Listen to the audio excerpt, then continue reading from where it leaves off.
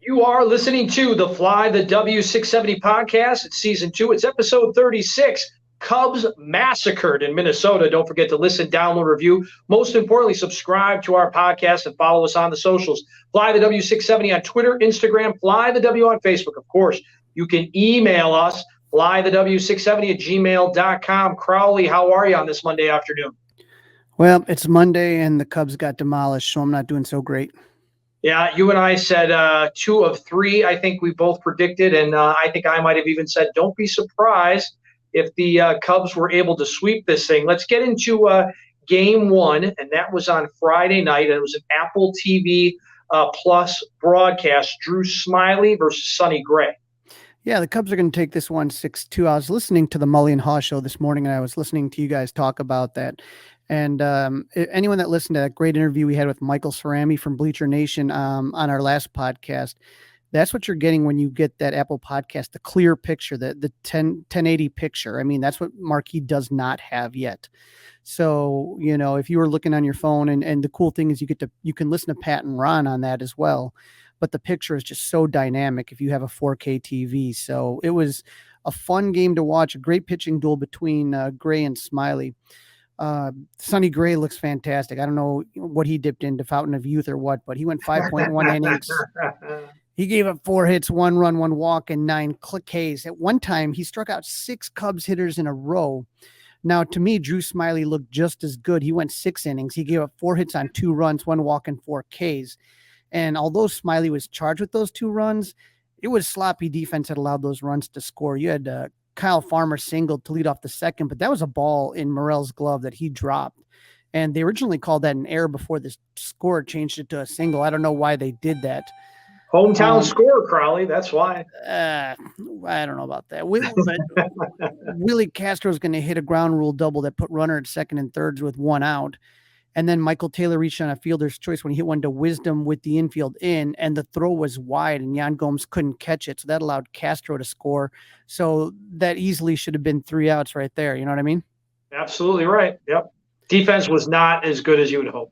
No. And Alzolay continues to me to look like the best option out of the pen. He threw 2 scoreless, and then Mark Leiter finished it up. So as of right now, those are the 2 guys I trust in the 8th and 9th inning, and nobody else makes the list.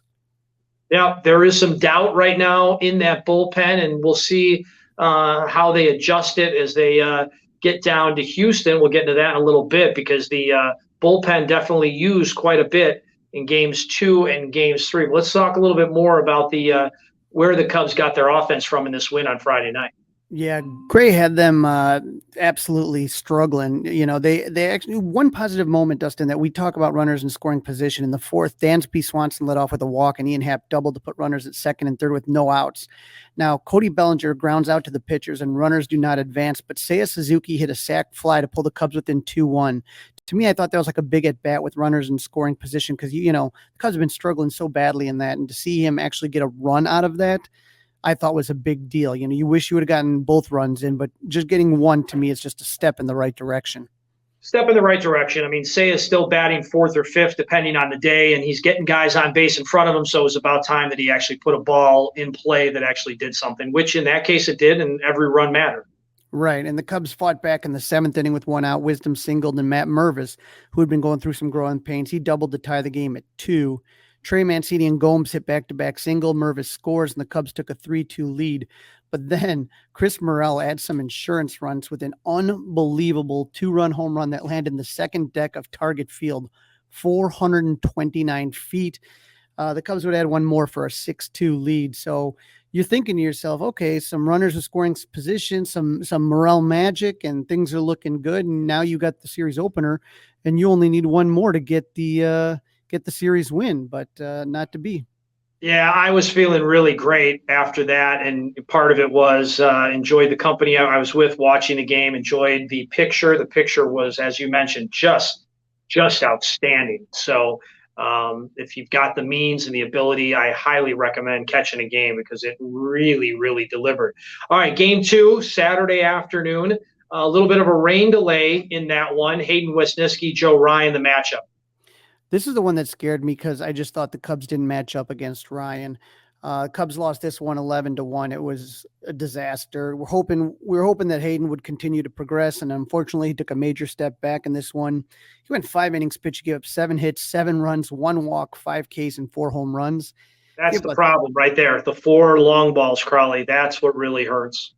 Yeah, it hurt, especially because there was runners on base with those 2. So Wisniewski gave up a 3-run homer, a 2-run homer, and 2 solo home runs.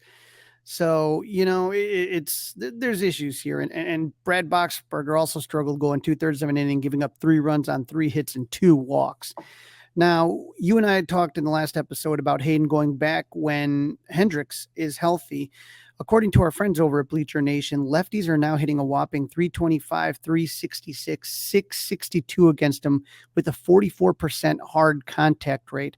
So I don't have any problem sending him down to the minor leagues. It's not like some major punishment that's happened to everybody, including Greg Maddux in the past, but he has to have some other pitch against lefties.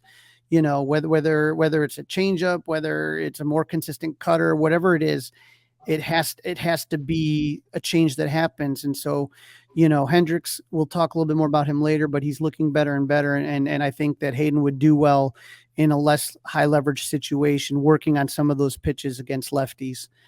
The other big part of it too, Crawly, seems to me that it's location. He seems to be high instead of low. When he's missing high. And I think the hitters are taking advantage of that. Right. What you're seeing too is a lot of uncompetitive pitches. So it's like the pitch, usually it's hard because hitters only have like a split second to make a decision sometimes. But like some of these pitches by Hayden, they're balls the moment he leaves his hand. They don't even have to worry about it. And they get into favorable counts. And now they're sitting on something to hit. But when you look at lefties hitting 662 slug against him, that's a problem. Right. As bad as Hayden Wisniewski was, Crawly, the Cubs offense also with a miserable afternoon. Yeah, it's, Boxberger with a miserable afternoon. The offense, I mean, they went 1 for 12, leaving runners in scoring position again. They struck out 14 times. They scored 1 run on 6 hits. The only Cubs with multiple hits was Tucker Barnhart, who went 2 for 3, and Seiya Suzuki had a double. Our good friend Eric Hosmer back in the lineup in the DH spot. Dustin, this reminds me, I don't know if anyone, maybe some of the older listeners we got on here remembers when Dusty Baker, who the Cubs are going to be facing in Houston back in like 2005 and 2006, he had a love affair with Nafi Perez and would constantly like put him in the lineup regardless of how bad he did. This is just getting irritating. I'm just, if he can't figure out when to put him in the right spots, then just DFA him. I don't care at this point. I don't care if it's bad for business. I don't care what they promised him. He's getting his money. That's what his promise is. You get your paycheck. And he gets it no matter. He gets the paycheck no matter what. It's also like that he's DHing, right? Like if you could sell me on his defense, maybe. But when you're DHing him, he obviously isn't providing any defense. So, let Matt Mervis DH and let Hosmer play first base if you're going to have him in there. Either way, he goes 0 for 3. He gets ejected arguing balls and strikes, and then his best friend David Ross joined him in the 8th. So they got to maybe talk about what a great teammate he was for the remainder of the game. Got some chicken wings and a beer, huh? Right. All right, Game 3, Mother's Day. Marcus Stroman on the mound. Yeah, so this is the one I think that threw me off more than anything. I thought Game 1 was a toss-up. I thought Game 2, the Cubs didn't have good odds on that one. And then Game 3, I figured, Stroman's been doing so well, and Louis Verlander, nothing big, but Marcus had his worst start of the season, going 2.2 innings, giving up 7 hits, 6 runs, 2 walks, and 3 K and 1 home run. The bullpen was just as bad, Dustin. Rucker gave up 2 runs. Merriweather gave up 1 run. Fulmer gave up 3 runs. And then your favorite, Miles Mastrobuoni, as a position player pitching, decided to give up 4 runs. And it was just an absolute embarrassment. That really shouldn't count against the bullpen, by the way, the Miles Mastrobuoni stats. No, I'm not counting that. I'm not counting that. But there's other issues that go along with that as well. The offense did nothing. They scored 3 runs on 6 hits. Morel hit another monster home run, and Suzuki hit one as well. Magical had an RBI, and Matt Mervis had 2 hits. All 3 of Morel's home runs since he's been called up have been over 400 feet. These have been no doubters. But the Twins put up 27 runs in 2 days on Saturday and Sunday, and they scored 29 runs against the Cubs at Target Field, and that's at a record for a 3-game series. The ballpark's been open for 13 years.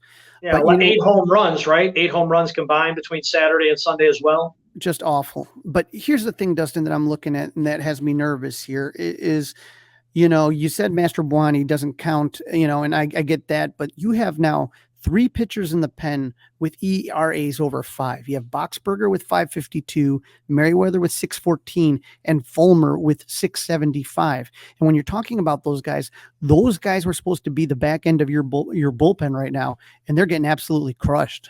And they're all disappointing, but does one stick out more than the others? For me, Crawly, it's Boxberger. I definitely expected bigger things from him. So to me, when you looked at it, I thought that Boxberger was going to be the one that you could most count on, that you least had to worry about.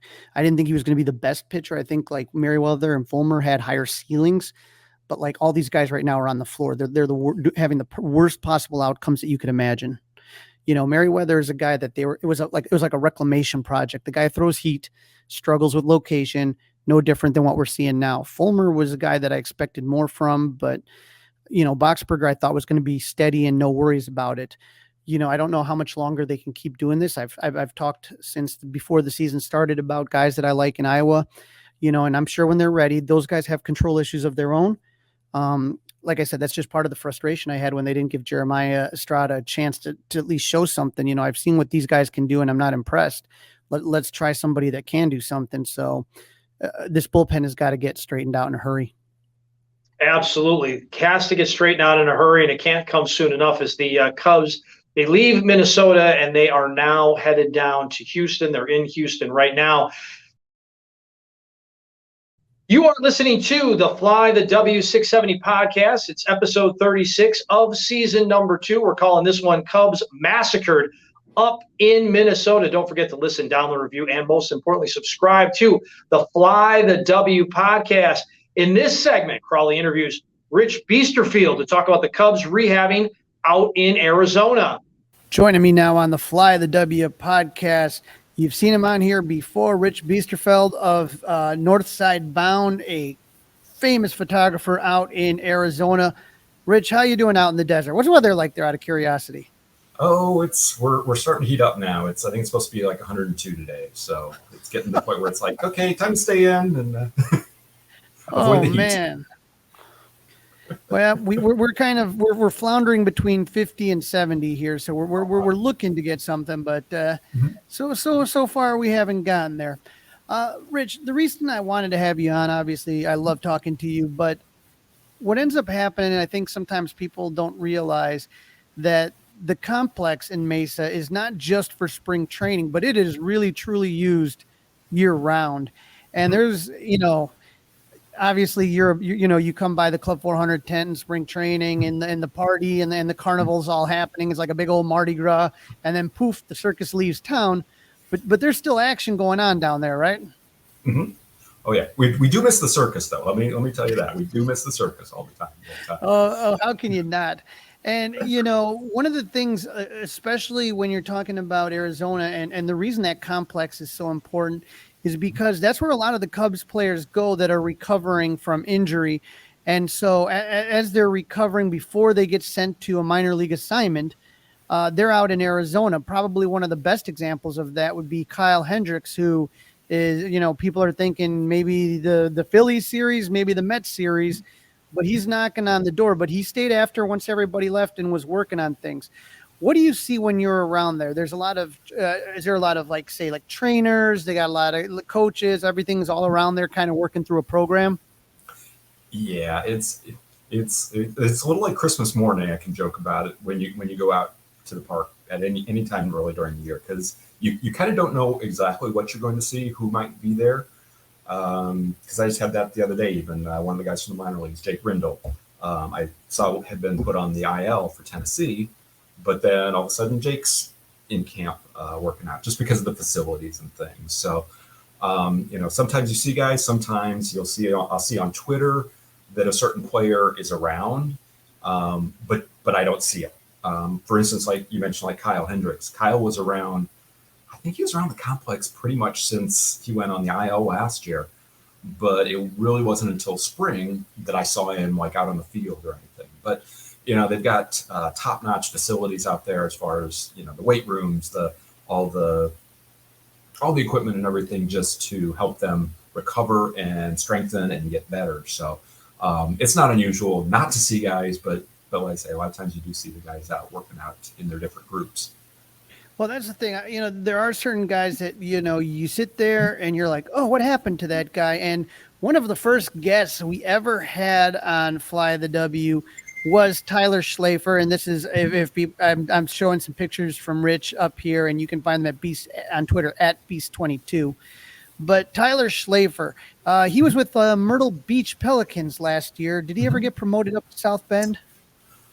I can't recall for certain. I think he might have been in South Bend for a little bit. Yeah, and then all of a sudden he had an injury. What ended up happening to him? That it's interesting with the minor leagues. You don't always hear what the injury is, and I can understand that, with respect to privacy laws and all that. But I was talking to Tyler this spring, and I finally did ask him, hey, what happened? And Tyler did have to have Tommy John surgery. He did confirm that to me, but he is back. He's started like light throwing now, so I think he and Shane Marshall, who was a draft pick last year, I think they're throwing buddies, and they seem to be on a kind of a similar timetable as well. So I'm not sure if they'll be back late this year or if it might be like just instructs or something like that. But I know they are both throwing now. Another guy that kind of tended to make some news here was Ethan Roberts, and everyone remembers that great story. I think he was in spring training, and David Ross tells him that he made the team, and he kind of broke down. And then here's another guy that all of a sudden, he's pitching in the majors, and the velocity all of a sudden dips. And that was another Tommy John, right? Yeah. Ethan had to have Tommy John. I've been fortunate. I've gotten to know Ethan fairly well over the last couple of years. And you mentioned when he got told he made the big league club. That is one of my favorite memories. I happened to be in the camera well that day and got some pictures of him getting that news. So I think Ethan will always be one of my favorite players, just having had the chance to witness that. But yeah, Ethan had Tommy John, I believe it was in July of last year. So he's throwing now. When I talked to him a couple weeks ago, I think he's up to like 92 or 93. And he had topped out at 97 last year. So would not surprise me in the least if he comes back throwing harder than he did, which is kind of common with a lot of the guys having Tommy John. When they did his surgery, I think they put in some things to actually strengthen the ligament and everything around, like a brace, I believe he calls it. But he's not thrown off a mound yet, but I know he's getting ready for his next step in his program because he had last week off and got to go home and spend some time with his family. That's awesome. And like you said, it's weird because it's strange to see a pitcher not have Tommy John surgery. And like you said, a lot of these guys come back throwing harder than ever. And that's to me, it's interesting because they're talking about the new pitch clock rules, and they're very much tracking injuries to see because, these guys that are throwing hard, it used to be, okay, you throw a pitch at 100 miles per hour, take a few seconds, let the arm relax a little bit, and then you don't have that anymore. So, is it going to be one of those situations where guys are going to have to kind of try to throw a little less hard and be more pitchers than throwers? Just kind of something that just to keep an eye on. But good to hear that both Tyler, and Ethan coming back.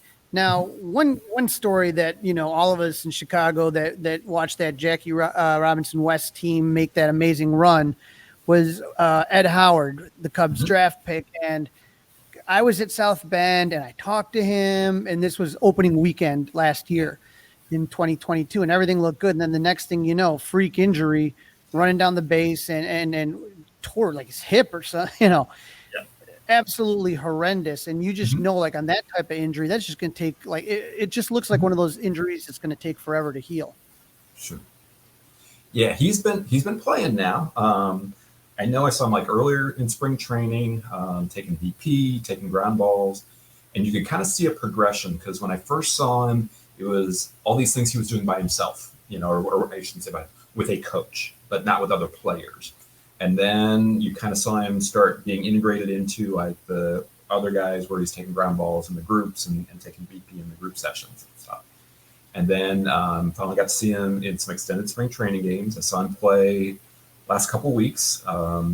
He's looked really good on defense. I think still working on some of his timing hitting wise. I'm not sure if he's running full tilt yet. I would say that which I think is very normal. Something like that. I think that would be probably one of those concerns of just, the psychological aspect of when you're coming back from an injury, just feeling comfortable enough to say, I'm just going to go and do, I would think it's always going to be in the back of your mind, kind of that nagging of what if I go full tilt and, something happens again. But I say so far he's looked good. He's looked very smooth in the field, like he always did even before the injury. And I think one of the things that you mentioned is that for the hitters, like Edward Howard has always, like I said, from Jackie Robinson, West Little League, been a phenomenal fielder. But with hitting, there's a big timing component that's a big part of it. Yeah, and when you haven't hit for a year, it's gonna be normal to take a little time to adjust. Now, one guy that had an injury that kind of scared everybody you want to talk about full tilt. How about Cole Roeder? Does he not ever go full tilt? I think that's full speed ahead is the only speed that Cole really knows. So, I guess he, my understanding is while playing in Tennessee, I didn't see the play, but he ran into the wall, broke his collarbone. So after breaking his collarbone, he came out to Arizona. He's been working on his rehab and stuff. I've seen him taking batting practice, seen him throwing. Last week, it was like Thursday, I saw him taking some live BP and actually spoke to him over the weekend, and he's hoping later this week to be actually playing in some extended spring training games. And then it'll kind of be up to the club of, when they feel he's ready to go back and hopefully head back out to Tennessee. I mean, I don't know, maybe we're just old, Rich, but it just seems like the recovery time, like I think broken collarbone, I thought I'd be out forever. like I'm the same way. Like I'd be out like a good year, and this kid's already coming back. Now, there is one name. Now, we saw recently Miguel Amaya up at Wrigley Field, which was a lot of fun. I mean, obviously, Rich, his history, and it just, injury bug just always kind of just seemed to bite him and just could not stay healthy. And then all of a sudden he comes up in Chicago, and everyone's like, oh, my God, this kid's really, really good. You forget, he was one of the top prospects in the Cubs system. Another guy that just cannot seem to shake the injury bug is Braylin Marquez.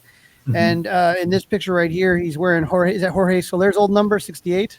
It might be. and so when you take a look at Braylin Marquez, mm-hmm. just another guy where you're just like, people forget how really good he is. And I remember I was talking to Tommy Birch about mm-hmm. guys in the AAA, like, I'm like, hey, Tommy, who are you going to be looking out for? And he's like, don't forget Braylin Marquez. I'm like, oh, I did. But it truly is. You take a look at this guy and you're like, man, if Marquez could just stay healthy, what is he doing down in Arizona?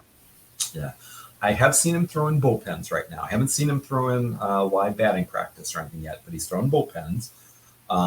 So my understanding, I think the live BP would be that next step. So because usually what I had been seeing with him for a long time was just plain catch, basically on flat ground. And so usually that bullpen is a pretty major step for the pitchers who are rehabbing.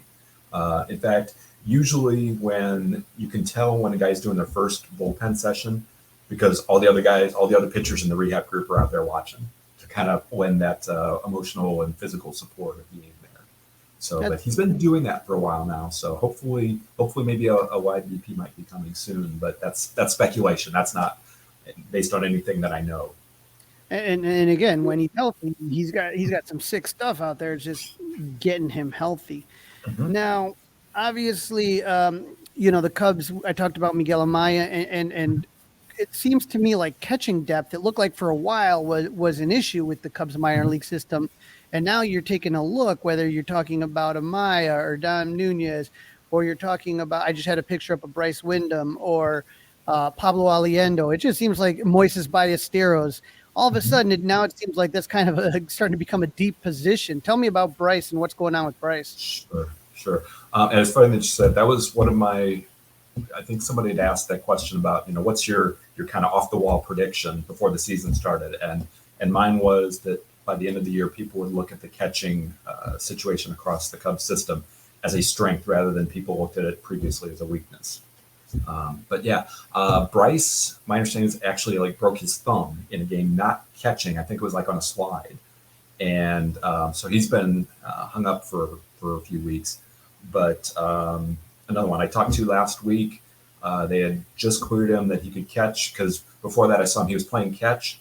But Tim Cisnero, one of the other catchers, would have to catch the ball, toss it to him, then he could throw. So he's trying to keep his arm in shape throwing, but they didn't want him to catch to, aggravate the damage. So he was supposed to be doing some live BPs, I believe, this week, or catching some live BPs, I should say, this weekend. And hopefully he might be seeing some game action later this week as well.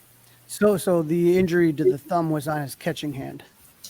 I believe so. Yeah. Because like I said, he was wearing, I can't remember now. I have to go back and look at some of my photos. If he was wearing wearing his mitt, or if he was just, the other hand barehanded, so he wouldn't be tempted to forget. But he was able to throw, without any problems. So I believe it was the catching hand.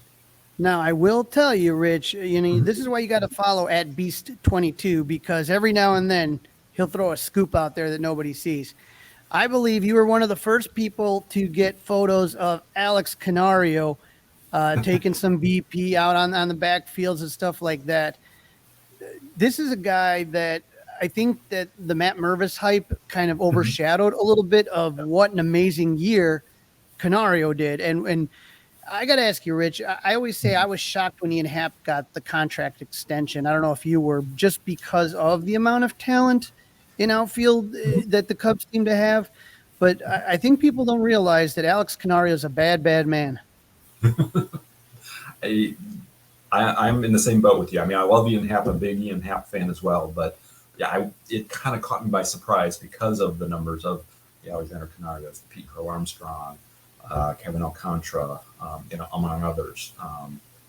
But it was a little surprising, but I trust Jed and Carter to, make those calls. That's why they're making those decisions, and a fan is not a GM.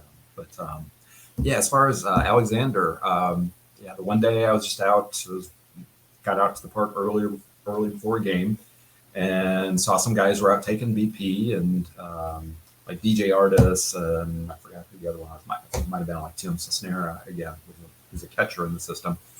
And there was another person out there, and I wasn't sure who it was. And all of a sudden, it dawned on me that it was Canario.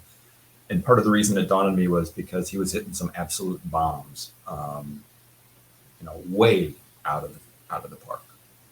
And I wonder, Rich, because he had his injury, was it in the Dominican League? Yeah, it was.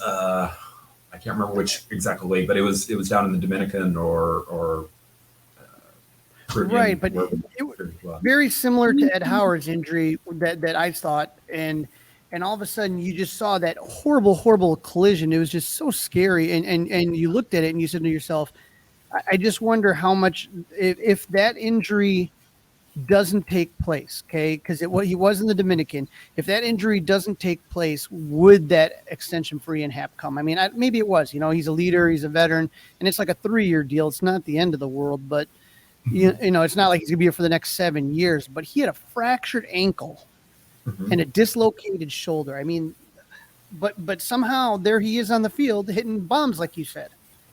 Yeah, So I've seen him taking batting practice. I have not seen him running or like taking fly balls in the outfield or anything like that. So again, I always try and be careful and not make any kind of implications like, oh, he's going to be back and ready to be in game shape by in a week or two. Where sometimes people will see that and kind of jump to that conclusion. It's like it's basically steps in the process, but it's just good to see him on the field and, taking really good swings. And again, this is off a batting practice pitcher. But like I say, the injury has not sapped his power. I'll just say that because like I said, he was hitting some balls probably at least 380 to 400 feet in one of that practice fields.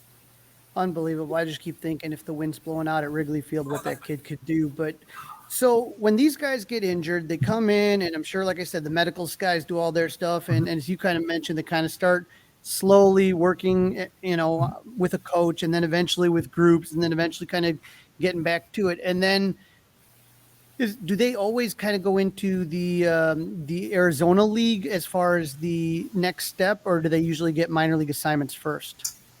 I think it really depends. I mean, we do see a lot of guys that if they come out here to do their rehab, that they might play some in the games.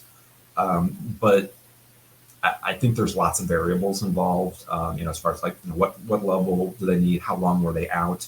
If it's a short injury, then they might just go back to their the team they're with. If it's a more extended injury, then they might want to get some at bats or a few innings in. An example, I actually just tweeted it out earlier today.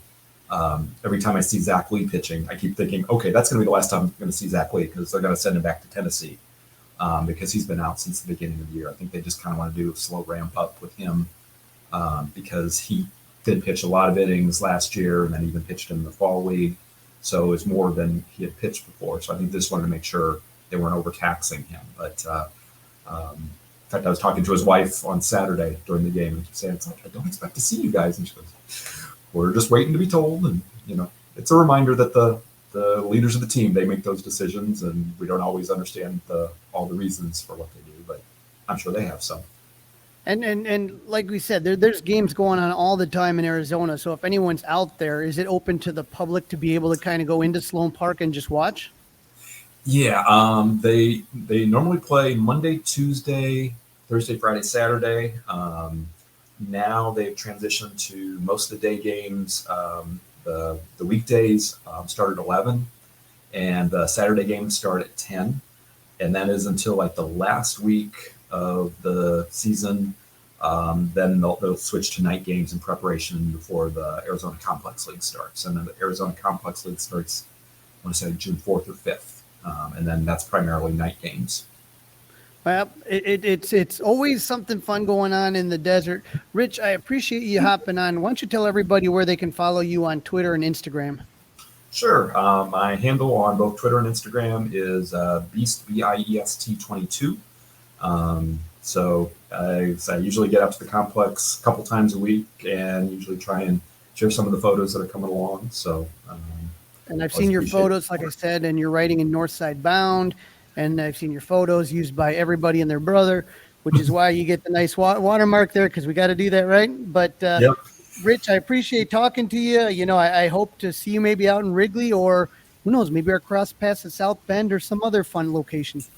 Hopefully. One of these times we're going to connect up in one of those spots too. All right, Rich, you take care, bud. You too as well, probably. Thanks.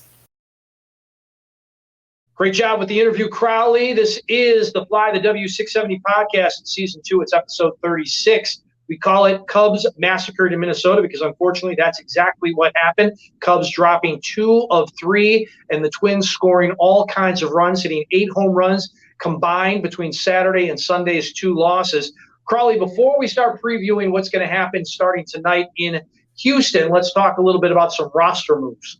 Yeah, before the game on Friday, our worst nightmares were realized when Nico Hoerner was placed on the 10-day IL. I kind of figured that was going to happen with those day-to-day ones, and he already missed 3 or 4 games. You might as well just let him rest it out a little bit. But they called Miles Mastrobuoni from AAA, which I know you were excited about. So not only was he able to play some outfield, he was also able to pitch some, and that went swimmingly. Nico will if you're not watching the video, I rolled my eyes in an effort to have gotten me another detention in junior high. Nico will be eligible to come off the IL on May 19th on the start of the Phillies series. Brandon Hughes was also activated from the 15-day IL. He got some time this weekend. He gave up a run and he had another good outing. He had another outing. He came out and he looked better. But Javier Assad was optioned to Iowa. I wouldn't be surprised that the next time we talk that we are talking about Javier Assad back up with the big club after the amount the bullpen was used this Absolutely. I hope we see that during this Houston series, Crawly. Let's talk some injury report news, some positive things coming out of the Iowa Cubs where Kyle Hendricks pitched on Sunday. Yeah, he pitched on Sunday for the Iowa Cubs, and he went 5 innings pitched, 6 hits, 2 runs, 4 Ks, 2 walks. He threw 79 pitches, and a couple of those hits came at the end. but in his last 2 starts, he has a 1.80 ERA. So when we're looking at this here now, I think that we're looking really, really close at the possibility of Kyle Hendricks. When you're talking 80 pitches, that's pretty good, say for like an April start, and you hope to push him a little bit further as the, season gets going. But for him, I mean, if he is not up in the Phillies series, I think there's for sure a chance that Kyle Hendricks pitches against the Mets in the 23rd through the 25th on that homestand. Okay. Yeah, that would make sense to me. Yeah, that would make a lot of sense. And at that point, we'd probably see Hayden sent down, right? He'd be the one that would get sent down in a corresponding move. All right, before we preview Houston, Crawly, we had a Sunday starter, Marcus Stroman, in the news, according to our friend Maddie Lee of the Sun-Times. Marcus Stroman talking extension with the Cubs.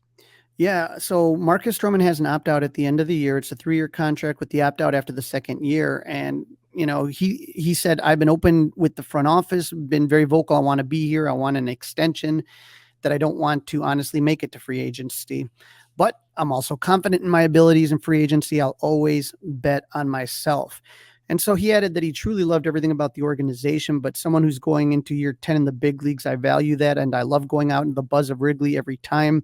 I go out to pitch every 5th day. The organization top down, how they handle the players, how they handle the families, how they operate.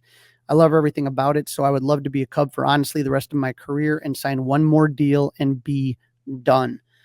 What were your My thoughts? reaction, Crawly, is I'm okay with that. And if it's kind of team friendly, like what happened with Ian Happ, who also laid his heart out there and said he wanted to be a Cub for forever. I just wonder if this is a reflection now of what's happened in the last couple of starts for him.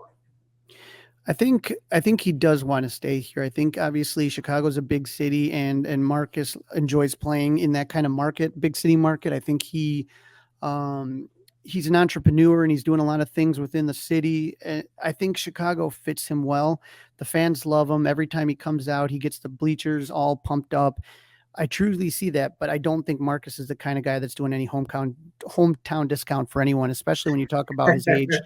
When you talk about his age as well, this is his last contract that he's going to be going for, at least as far as a big contract. All right, Crawly, let's talk about the Astros, the defending world champions who are just in Chicago, took 2 or 3 from the White Sox, and now starting tonight down in Houston. The Cubs are down there, and let's look at their roster a little bit, talk about some key additions, some key losses for that team. Yep. As you know, last season, the Astros were the best team in baseball, going 106-56 and winning the World Series for old Dusty Baker, my nemesis. I did not want him to win it, but he did. The Cubs did not play the Twins last season. In fact, because of all the COVID and everything that happened, the last time they played the Astros was 2019 when the Cubs lost 2 of 3 against the Astros in Houston. Used to be, you remember, Dustin, they used to play the Astros a lot when they were in the NL Central. So it's weird to not really see them play. I mean, for me, it was weird to see that they hadn't played since 2019. Yeah, it's a little bit surprising. You forget about how much things shifted during those COVID years. Obviously, one of the big additions was the former first baseman DH for the White Sox, Jose Abreu, now down in Houston. Yeah, they got Jose Abreu, and he's a traditionally slow starter. They picked up right-handed pitcher Rafael Montero, and then Michael Brantley's always a great player. They did lose Justin Verlander, but I don't know how much of a loss that is if you see what's been going on in New York. Christian Vasquez, he played with the Twins. We just saw him. He was, we both wanted Vasquez and Abreu. We were talking about back in the day in free agency, but Vasquez and Abreu Vasquez went to Minnesota, so they lost him. Almides Diaz and Trey Mancini, who's now with the Cubs, and they also extended Christian Javier, which was big for them. So remember, Mancini, Vasquez, those were all trade deadline guys for the that the Astros picked up and then didn't re-sign at the beginning of free agency. Right, and then let's get into the standings a little bit right now. The Cubs have dropped 2 or 3 from the Twins. Astros took 2 or 3 from the White Sox. So one's heading one way, one's heading the other way. Tonight's pitching matchup, Jameson Taillon, still winless as a Cub, and he's taking on Framber Valdez. You're looking at the go ahead, Crawly. Let's let him see the standings really quick. Yep, just looking at it right now. The Brewers are in first place, 23-17. They're 5-5, so they're starting to pick it up a little bit. They're not in the free fall. Pittsburgh's still free falling. They're 2-8 in their last 10 and in second place at 22-19. And then the Cubs still underneath 500 now, 19-21. They're 4 games back. They're not out of it, but St. Louis is starting to pick it up as well. They're on the come. Yep, they're on the come, the Cardinals. Yep. That's the thing that frustrates the heck out of me, is because you had them where you wanted them. You could have buried the Cardinals at Wrigley Field, dead and gone, and you let them off the mat, and that's all St. Louis needs to kind of get going. Although I don't know if you saw in the news, Wilson Contreras apparently behind the plate tonight. That didn't last long. No, and then, the same thing with Minnesota. Their offense couldn't do anything, and then Chicago comes up there, and it's just what the doctor ordered. They're hitting home runs like it's going out of style. Right. So Jameson Taillon tonight, Crawly, going for his first win as a Cub. He's 0-2, 6.41 ERA. Spacing Framber Valdez, record's not so great, but the ERA pretty good at 2.38. Yep, Taillon's been struggling since he came back from injury. His last couple starts not been good against St. Louis. He went 2.2 and he gave up 4 earned runs against Washington. He went 3 innings and gave up 3 runs. And what these short starts are doing are absolutely decimating the bullpen. I would not be shocked to see Estrada and Assad back tonight and some corresponding moves. Who knows what? But just the way that this has been happening, they're going to have to do something, because these short starts are killing the Cubs. You get his short starts, and then if someone gets rocked like Stroman did the other day, now you're really in some trouble with the bullpen. Absolutely. All right, so that's what we've got for game number 1. We've got that left-handed pitcher up there, so I'm guessing Matt Mervis is not going to be seeing any playing time, at least in the starting lineup. Right. Justin Steele, what I'm Justin Steele in game 2. Right, but still, when you look at Framber Valdez, man, that guy, he's someone that's really starting to pick it up as of late. He had a really good start the other day against the Angels on the 9th. 8 innings. He gave up 3 hits and 1 run. And against San Francisco on 5-3, 6 innings, 5 hits, 2 runs. So, you look at this lineup right now and I don't know. I'm hoping that somehow Taillon finds it. When you look at Valdez, the Cubs don't have not a lot of guys have seen him too much. And when you look at the other way around, as far as Taillon, Jose Abreu's seen him 11 times and hits 273 against him. Yordan Alvarez has 6 at bats, 333, and Alex Bregman 6 at bats, 333. So not a ton big sample size when you get these AL matchups, No, not much to judge by, that's for sure. And yeah, Framber Valdez, that guy's really, really tough. I was hoping the Cubs were not going to go in there limping in like they are, because this guy can wear an offense out. Well, like you talk about in game 2, at least the Cubs have their stopper going on. Yes, sir.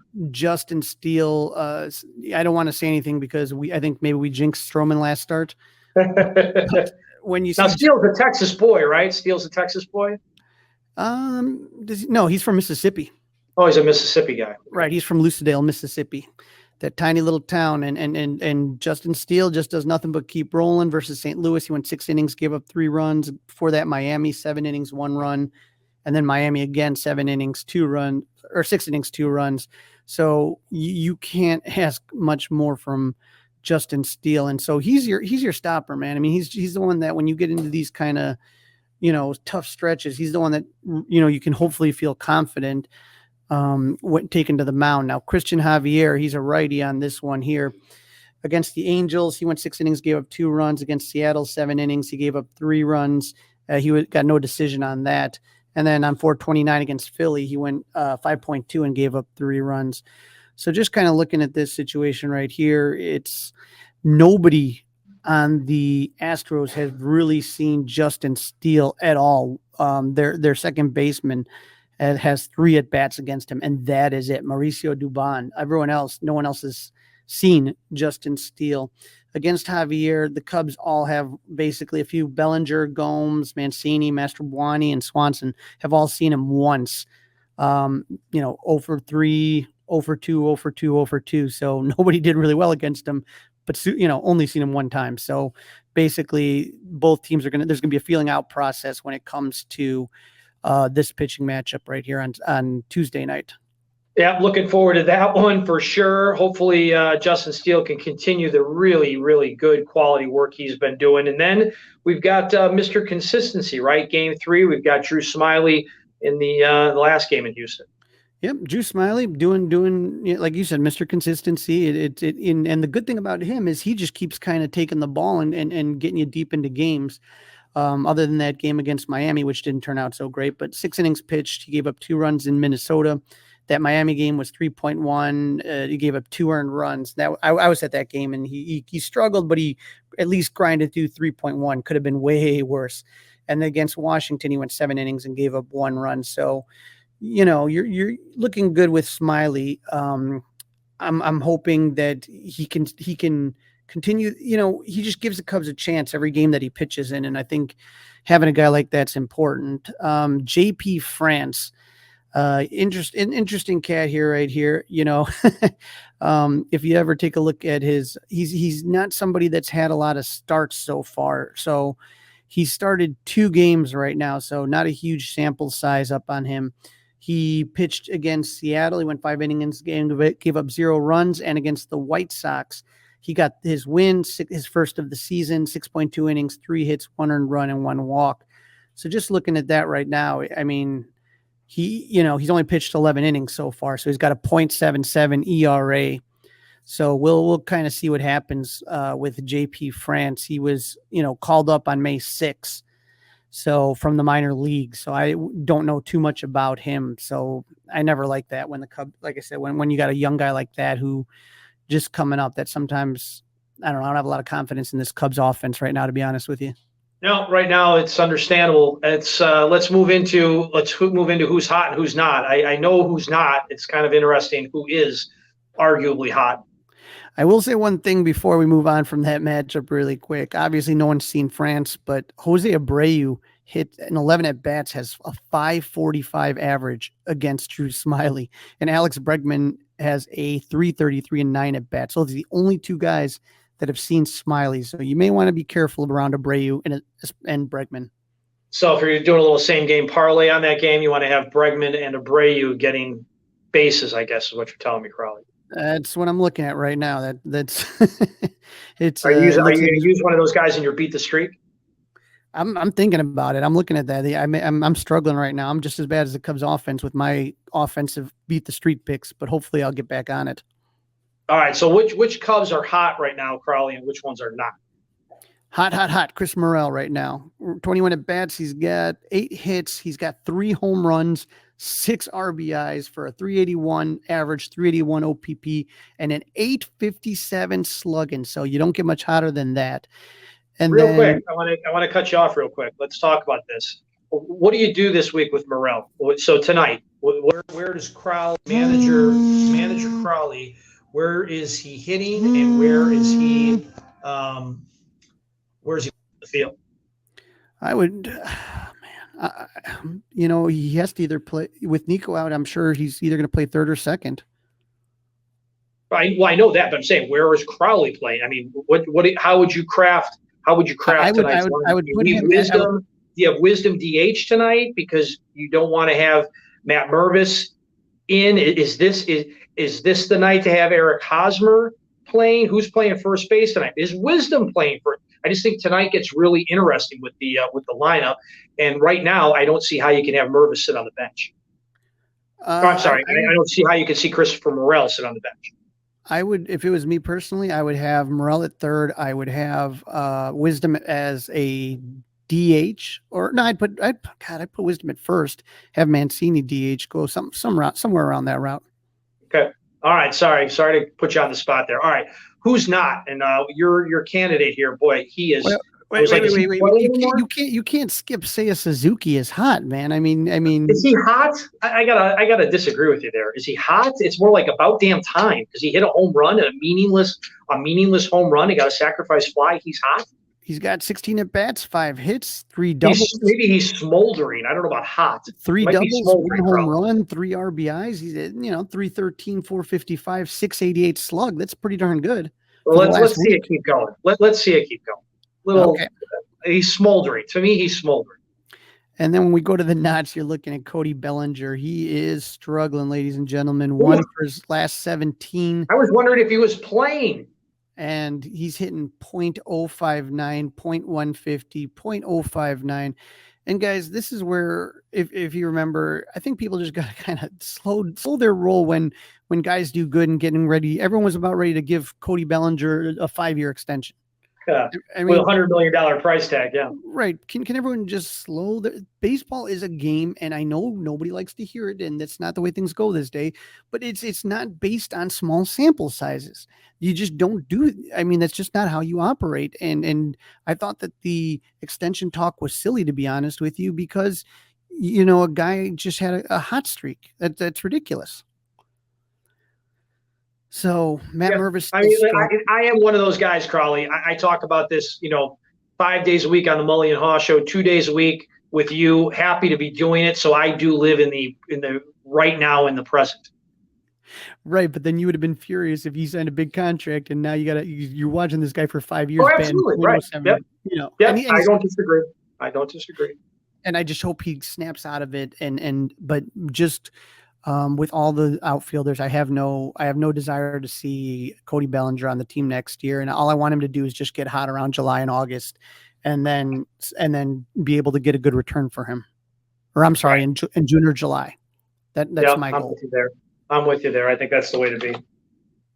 Now, when you take a look at the hot for the Astros, you're looking at Yordan Alvarez, left fielder. He's 8 for his last 23. He's got 2 doubles, 2 home runs, 6 RBIs, slashing 348, 400, and 696. So pretty impressive on that one right there. Also, I mentioned Mauricio Dubon earlier. 6 for his last 19 with 2 RBIs, slashing 316, 350, 368. So he's not crushing the ball, but he's one of those guys that's going to get on base and cause problems. And Jeremy Pena, same situation, almost identical numbers. So watch out for those guys. As far as not, and I hate to say it, Dustin, because we got Carlos Correa cooking last time. Yeah.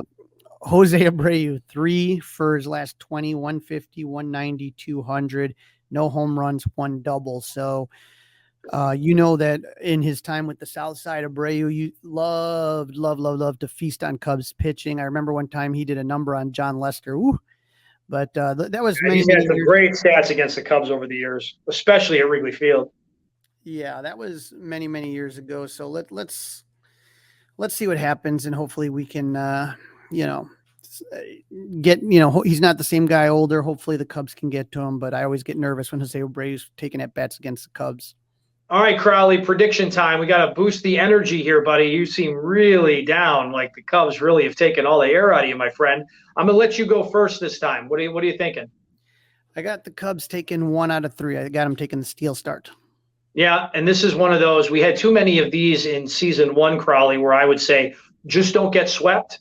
This is the first time this year I'm going to say, just don't get swept. And I'm with you. The Justin Steele game is the game that I am most confident in. So Crawly's got him going 1 out of 3. I've got him going 1 out of 3. That's a wrap. Don't forget to listen, download, review, and most importantly, keep subscribing to the Fly the W podcast. Follow the socials, Fly the W on Facebook. On Instagram, you can email us, flythew670gmail.com, and continue to watch us. We thank the YouTube watchers by subscribing to the 670 The Score YouTube channel. That's a wrap, Crawly. Have a great rest of your week, and hopefully by the time we get together on Thursday or Friday, the Cubs are not limping to their next destination, which I believe is Philadelphia. It is Philadelphia, and one good note, last time facing Dusty Baker, so go Cubs. Hey guys, it's Crawly. Thanks for watching. If you enjoyed this video, please don't forget to give it a thumbs up and subscribe to our channel for more content like this. If you want to see more of our videos, be sure to check out our playlist and let us know what you think in the comments below. Also, don't forget to follow us on social media to stay up to date with our latest episodes. Links are in the description. Thanks again for watching, and we'll see you in the next video. Go Cubs!